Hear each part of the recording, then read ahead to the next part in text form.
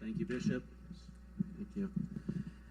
Amen. Well, it is wonderful, as always, to be here for Sunday morning service.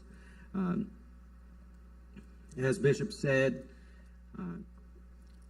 Pastor Luke is currently out of town right now. He's in Paris. I know he's really suffering for the gospel today. And I was thinking about how blessed we really are. Amen. That we get to have the best preacher in town as our pastor, get to have the best first lady in town as our first lady, and when they go out of town, we get to have a legend in the faith, a member of the Apostolic Hall of Fame, Bishop Dr. Samuel Smith, and of course, of course, he'll be bringing the message in the 12 o'clock service, and it's always an honor and a privilege to get to hear him do so. But the bad news is right now it's 11 o'clock, so y'all have to deal with me for right now. I'll do the best I can with everything here, and the one thing I can promise for certain is I am not going to be incredibly long-winded. You cannot preach for 2 hours when the next service starts an hour later. So we're going to go over a few things here. We're going to talk about not blind faith, but proven faith. Faith that is proven from the Bible, faith that is proven through science. I've heard it said before, I do not have the faith that it takes to be an atheist. And I think that's very true. I could not believe that all of these wonders that we're going to talk about today came from just random chance. I just don't have it in me to believe. For example, if you study the complexity of a single cell, the idea that it went from nothing to one living, replicating cell. It's the reason why it's very hard to find microbiologists that believe in evolution, because of the complexity in life. And then you go from there to the billions of cells that it takes for one living organism, for each one of us, the complexities of all the different systems, the respiratory system, our blood flowing through the body, the way that we digest food, and that it's taken through all the individual cells in our body, the brain and the nervous system and the muscular system and the skeletal system to be able to control and to move, and all the things that we take for granted on a day-to-day basis. I do not have the faith to believe that it could have happened by mere random chance. So we're going to study a few things today. Beginning first, we're going to go from a broad view and then get down to the specifics. So starting first, we're going to take a moment to prove that there must be a God. And this is a debate that has gone on as long as people have been able to look to the skies and ask if there is someone there. So I'm going to start with the strongest arguments that atheists have made. I'm going to start with a quote from Sir Julian Huxley, known as Darwin's bulldog. He said, "The reason we scientists all jumped at the origin of species was because the idea of God interfered with our sexual mores or freedoms." So the man known as Darwin's bulldog, his strongest defender, said the reason why they loved the idea of evolution was because they wanted to be able to sin freely and not give account for it.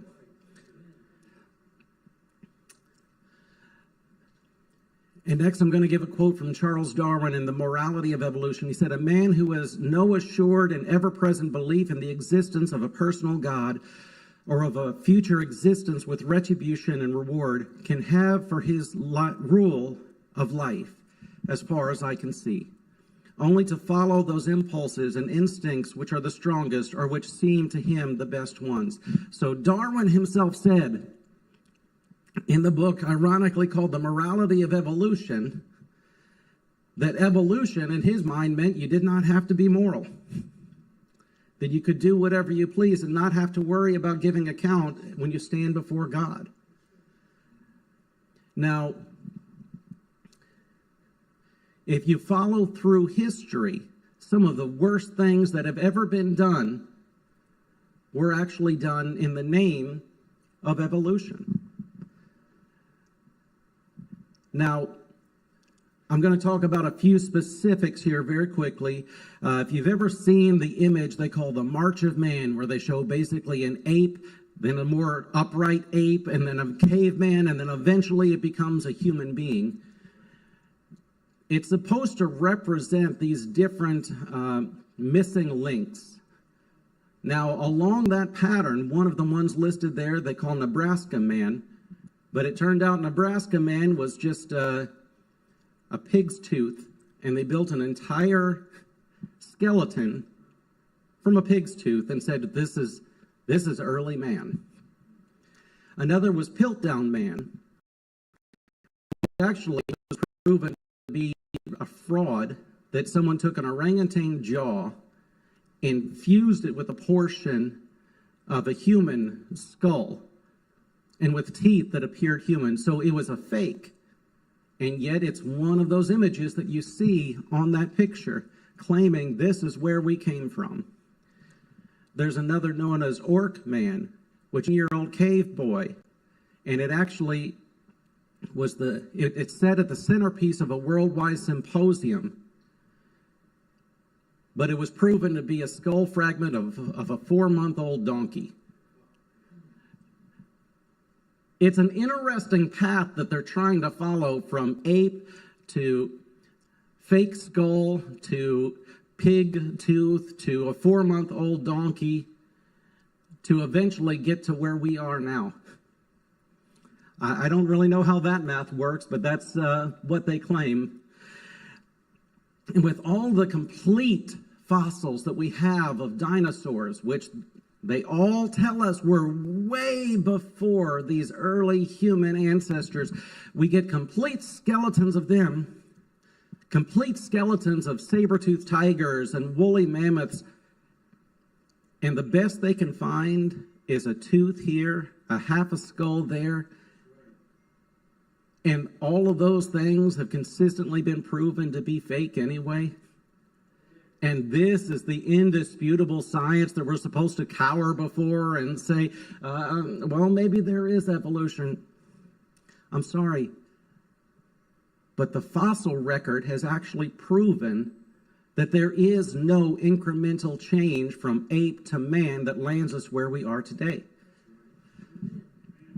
Once again, if they could find a T-Rex, the entire skeleton, a Brontosaurus, a Brachiosaurus, hundreds of different species of dinosaurs, all of these ancient mammals, like I mentioned before, why could they never find a convincing skeleton of something between ape and man? The answer is kind of obvious, and it's because it didn't happen. Another quote from Charles Darwin, he said, "The number of intermediate varieties which have formerly existed on the earth must be truly enormous. Why then is not every geological formation in every stratum full of such intermediate links?" So Charles Darwin himself was asking this question. He admitted it's not there. He said, "Geology assuredly does not reveal any such finely graduated organic chain. And this is perhaps the most obvious and gravest objection which can be urged against my theory." So Charles Darwin himself actually admitted the proof wasn't there. And now here we find ourselves, it's been a while since I preached this. I had this at 120 years. I believe it would be about 140 years now after Darwin. And to quote Dr. David M. Raup, "The knowledge of the fossil record has been greatly expanded. We have 250,000 species, but the situation hasn't changed much.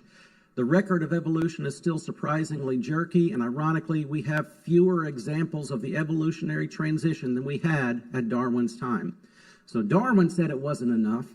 Now that they've done more digging, they found less than what they had in his time. I think I'm going to believe what Charles Darwin said, that evolution could not be true because it's not proven. It's not in the facts. It's not in the geology.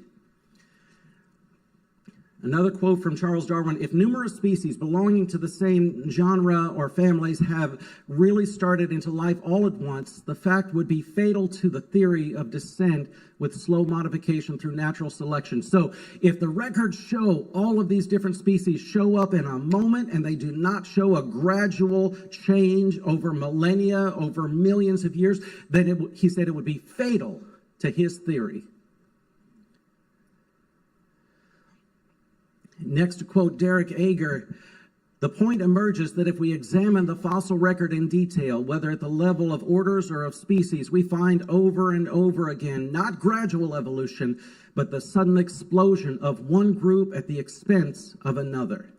So yes, proving beyond any doubt what the record truly shows is that Charles Darwin was wrong.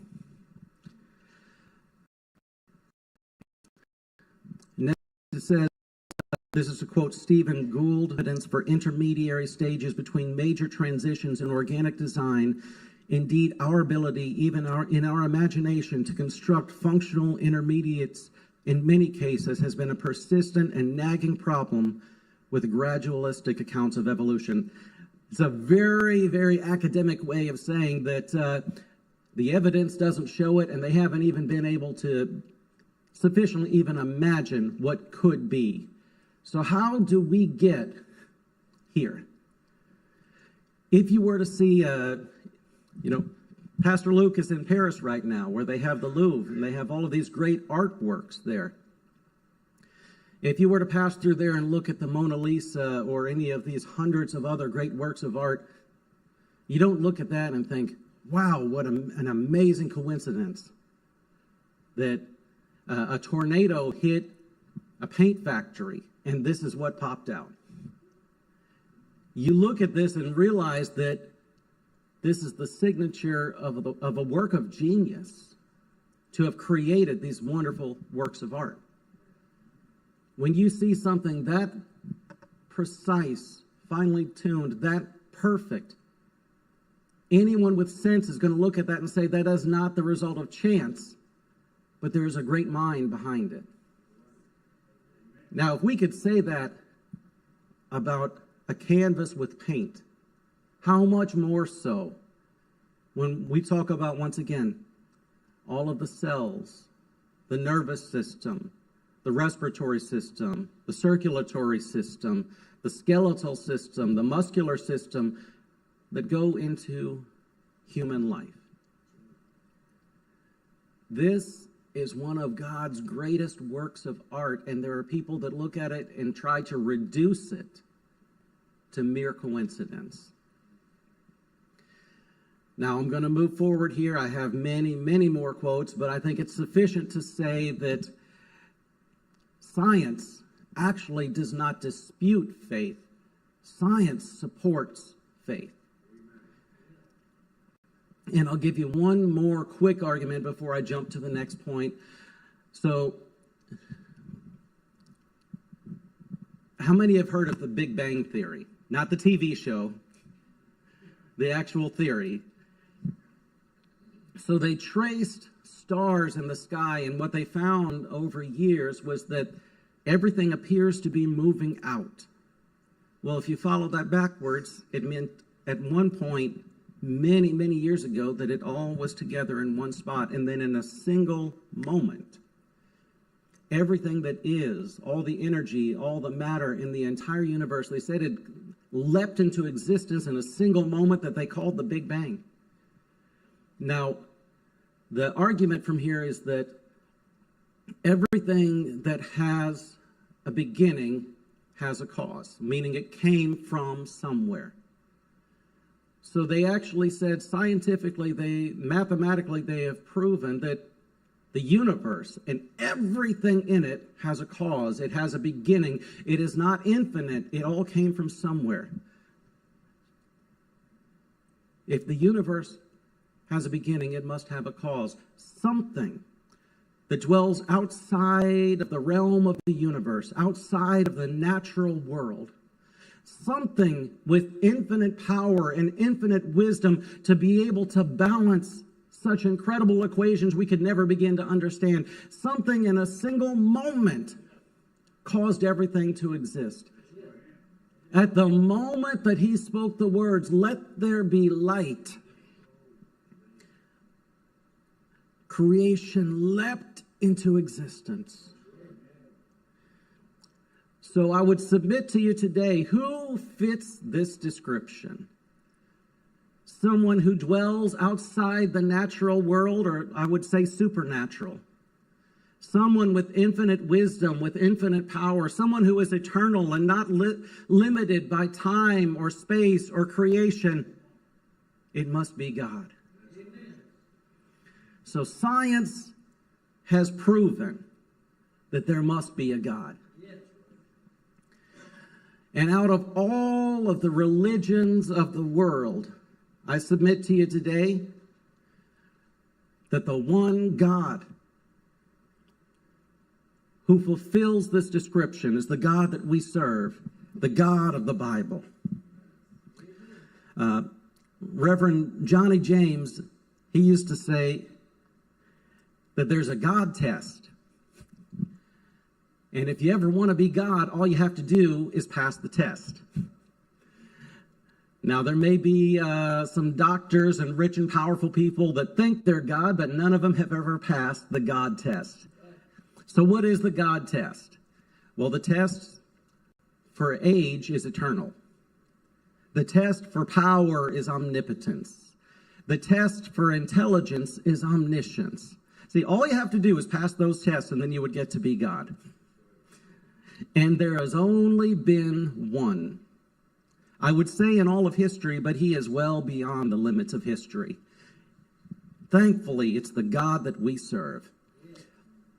Now, in this field of apologetics, there are many different fields that have different areas of focus on how they prove that we're serving the one true God. But I think the most convincing argument out of all of them is Jesus Christ. And that's what we're going to talk about today. There are hundreds of prophecies throughout the Old Testament about the Messiah. Now, some of these prophecies talked about his ancestry or his lineage. Some of them talked about his birth. Some of them talked about his calling, and some of them talked about his death. But every single one of these prophecies, he fulfilled every one of them. Depending on how you were to group them, some say it's over 300, some say it's over 600. But there has only been one human being in all of history who fulfilled all of these prophecies. And then to take it a step further, as if that were not enough, then after the ancestry, the birth, the calling or the ministry and the death of Jesus Christ, then there is this one last thing that he did, the resurrection. With hundreds of witnesses, a man that was dead rose again. Now, there was no doctor or team of nurses to resuscitate him. There was no mighty prayer warrior who prayed for him. And it was proven when they shoved a spear into his side and blood and water came out that he was dead, because that meant the blood had settled. It was no longer circulating. That only happens in a dead body.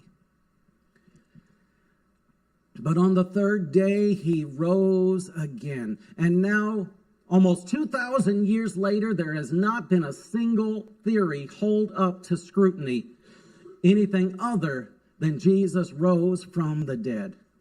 They have tried to claim that the apostles stole his body, but then what about these hundreds of witnesses who saw him? Witnesses who had nothing to gain. In fact, they gave everything. They lost everything And they still had no deathbed confession, no moment where they said it was all a lie, it was all a conspiracy. If it were a conspiracy, it's the most confounding conspiracy there has ever been, because they profited nothing, gave everything, lost their lives, and even until their last breath, dying as martyrs, being tortured, they still said, I know my Redeemer lives.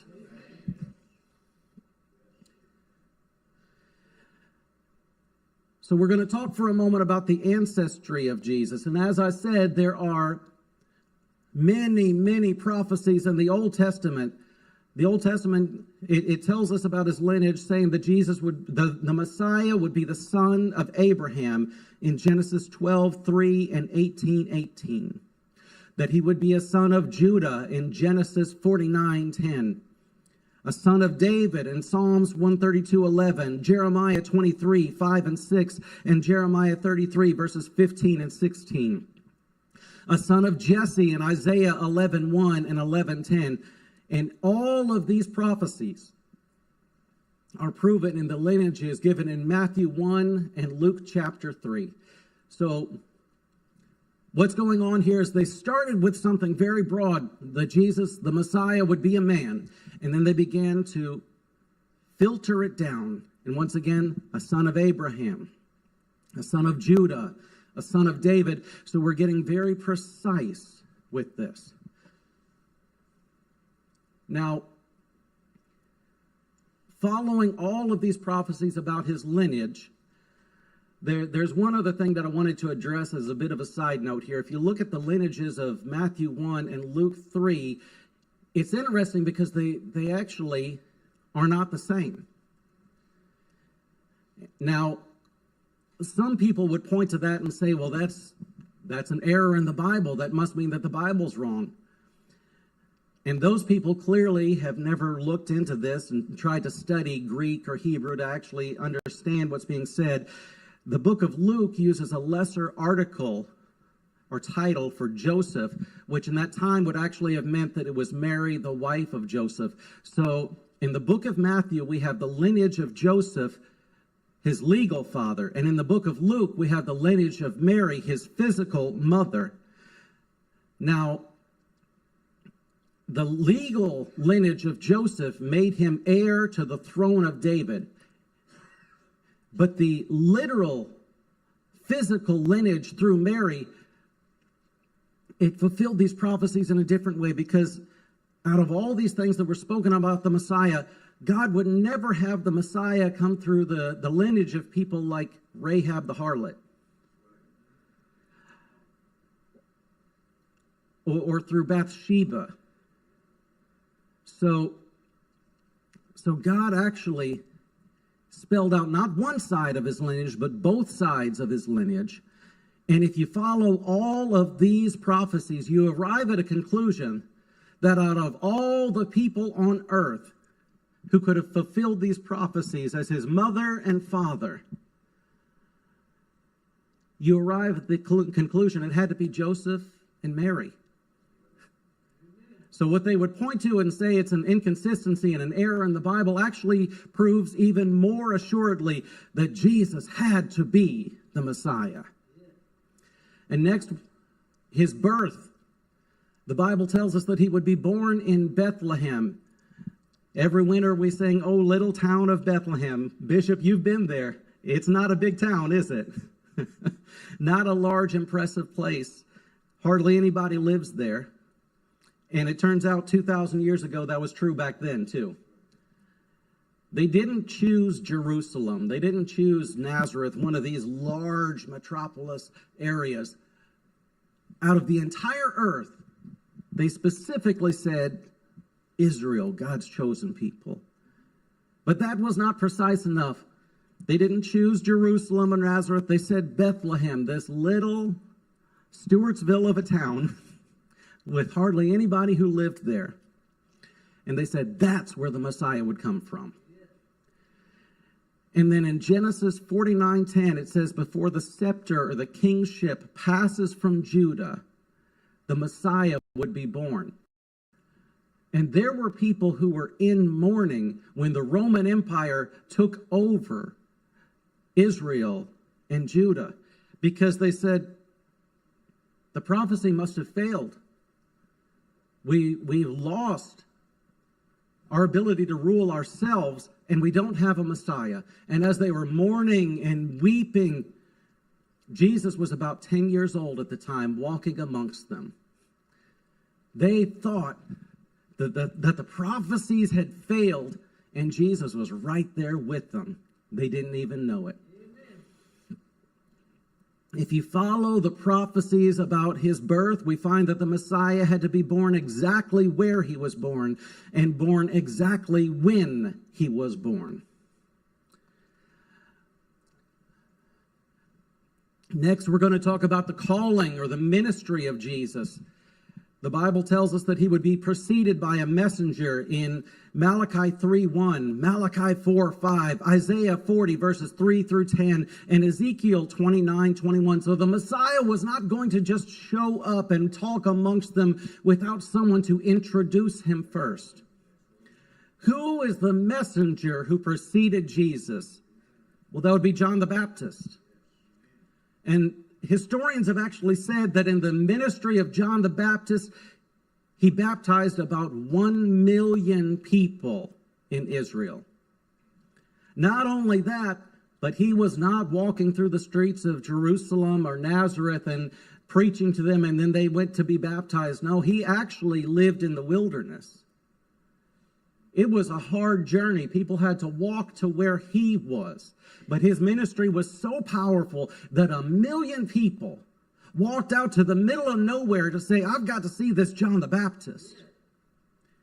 And then publicly confessed their sins in front of who knows how many witnesses before John baptized them. And over 1 million people did so. In many ways, I think if you were going to set down rules on how to have an effective ministry, I think John may have actually broken every one of them. He didn't go to the largest city. He didn't have the nicest building. He actually baptized them in the dirty Jordan River that people didn't want to go to. And he didn't make it easy. He made it uncomfortable too. And over 1 million people came out to be baptized by John because they were in awe of this incredible messenger, the forerunner of Christ. And then when Jesus stood before him, he said, I am not worthy to loosen his sandals on his feet. Next, it tells us that Jesus would come among the Israelites in Deuteronomy 18:15, Genesis 17, verses 3 through 4, and Numbers 24:17. And when the Messiah came, when Jesus showed up, he did not begin his ministry in Egypt. He did not begin his ministry in Palestine or Syria. He began in Israel amongst God's chosen people, just as the Bible prophesied. The Bible tells us that he would speak in parables in Psalm 78:2. And when the Messiah showed up, when Jesus came here, he spoke in parables, just as was prophesied. The Bible tells us that the Messiah would be compared to a shepherd in Isaiah 40, verse 11. And then here comes Jesus, the good shepherd. The Old Testament tells us that the Messiah would be a healer in Isaiah 35:5. And then in Matthew 11, verses 4 through 5, Jesus healed the sick. And the Bible tells us that the Messiah, only he could walk upon the waters and tread upon the seas in Job 9:8. And then in the New Testament, here comes Jesus walking on water. The Messiah had to do exactly what Jesus did during his life, and Jesus fulfilled every single one of those prophecies. And then next, the death of Jesus. In Psalms 55, verses 12 through 14, it tells us that the Messiah would be betrayed by a friend, not by a conspiracy outside of his inner circle, but someone close to him would betray him before he died. And then in Matthew 26, verses 49 through 50, Judas betrayed Jesus.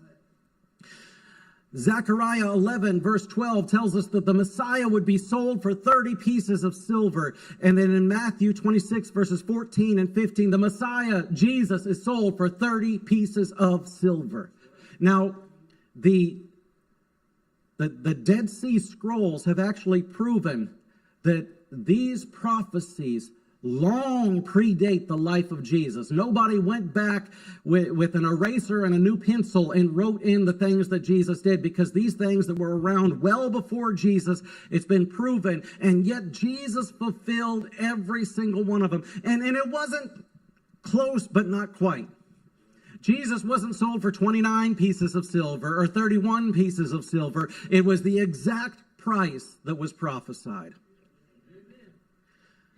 In Zechariah 11:13, it tells us that the money would be cast back. And then in Matthew 27, verses 5 through 17, Judas cast the silver back to the Pharisees' feet. He said he didn't want it anymore. Isaiah 50, verse 6 tells us that the Messiah would be smitten and spit upon. And then in Matthew 27:30, Jesus, during the crucifixion, was smitten, struck. He was marred more than any man, and he was spit upon. Isaiah 53, verses 3 through 12, actually contain 20 different messianic prophecies, all focused around his death. They tell us that the Messiah would be despised and rejected of men. The Messiah would be acquainted with grief. The Messiah's followers would hide their faces and not esteem him. And by the way, where were the disciples when Jesus was being crucified? They fled for their lives. Peter denied him 3 times. The Messiah would take up our griefs and sorrows. The Messiah would be struck. The Messiah would be smitten of God. Father, Father, why hast thou forsaken me? The Messiah would be wounded for our transgressions. By the Messiah's stripes we would be healed. The Messiah would suffer the iniquity of us all. He became sin upon that cross for each one of us. The Messiah would not open his mouth before his accusers. And remember, when they took him before Herod, Jesus wouldn't open his mouth and defend himself. Any one of us with false charges brought against us would have spoken up and defended ourselves. Jesus refused to do it. The Messiah would be a sacrificial lamb for us all. The Messiah would die. The Messiah would die with the wicked, and he was crucified between 2 thieves. The Messiah would be buried with the rich. Jesus wasn't rich, and he wasn't sinful, but he died with the wicked and was buried with the rich. The Messiah would do no violence. The Messiah would not deceive, and Jesus lived a perfect, sinless life, never told a single lie. The Messiah's punishment would be God's will.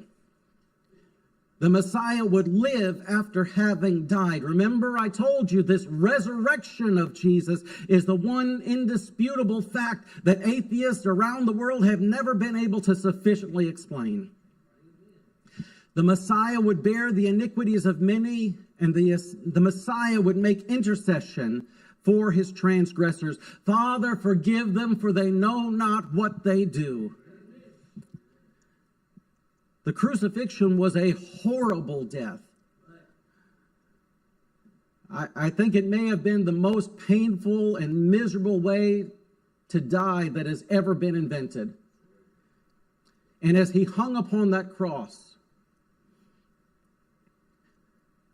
he didn't lash out against the people who killed him under false pretenses. He prayed for them to be forgiven while they still smote him, spit upon him, cursed him, mocked him, while they laughed, while the blood ran down his arms and legs and down his head and back. They laughed at him, and he prayed, Father, forgive them, for they know not what they do.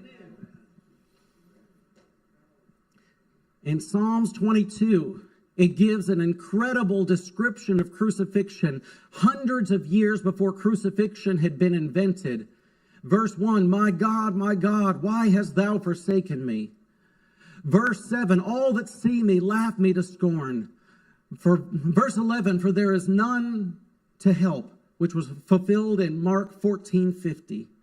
Verses 12 through 13, his enemies would witness his death. And in verse 14, his bones would not be broken, but out of joint, which is what happened in crucifixions. And if you remember, when they came to break his legs to speed up the crucifixion, they found that he was already dead. So Jesus did not have any bones broken, even though he endured this terrible torment.